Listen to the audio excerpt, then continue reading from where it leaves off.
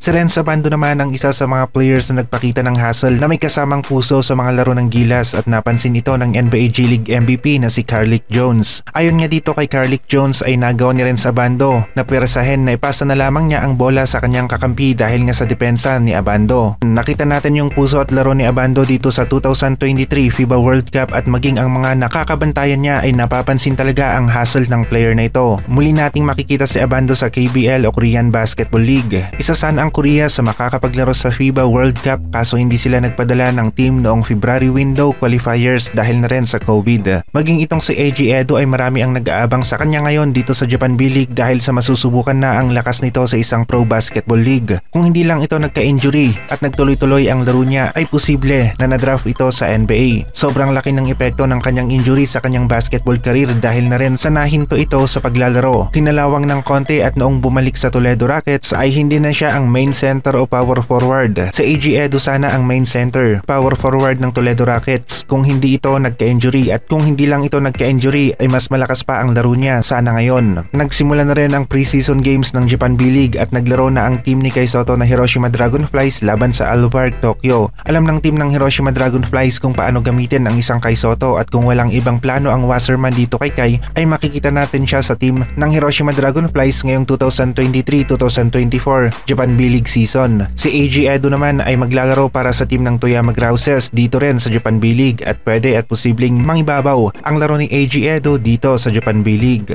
Sa laro ng Gilas laban sa China bukas ay ibubuhos na ng Gilas ang lahat ng meron sila at handa na rin ang mga ito sa mga consequences o komento na kanilang matatanggap pagkatapos ng laro. Pwedeng maging matamis na pagtatapos ang maibigay ng Gilas sa mga fans at pwede rin naman na mapait na experience ang kanilang iiwan ngayong 2023 FIBA World Cup. Maging ang team ng China ay inisip na malaking kahihiyan para sa kanila na hindi sila manalo kahit isang game dito sa FIBA World Cup 2023 at hindi lamang ang Gilas ang nakakatanggap ng mga bash mula sa kanilang fans dahil maging ang China basketball fans ay dismayado sa performance ng kanilang national basketball team dahil nga sa tatlong sunod na talo nila bago sila nanalo kontra sa team ng Angola. Halos nawalan na nga rin ng pag-asa ang mga Chinese basketball fans sa kanilang national basketball team na makakuha pa ang mga ito ng panalo na kung saan ito naman ang nagtulak sa Chinese basketball team para may panalo naman nila ang kanilang ika-4 na laro kontra sa team ng Angola. Hindi nga nag-iisa ang Gilas team na nakakatanggap ng mga negatibong komento mula mismo sa kanilang mga local fans at halos lahat ng mga teams na natalo dito sa FIBA World Cup ay binabash rin mismo ng kanilang mga local fans. Isa ito sa paraan para sabihin ng mga fans na kailangan talaga nilang pagbutihin at makakuha ng panalo nang sa ganon ay kahit papaano ay talagang masasabi natin na lumaban tayo. Dahil sa panalo ng China laban sa team ng Angola ay nabawasan ang mga local fans ng China na bumabati ko sa kanilang national basketball team. Kahit isang panalo rin sana, ito ang sigaw ng mga Filipino basketball fans na patuloy na nakakapit sa Gilas at kahit bugbog na at panay ang talo ng Gilas team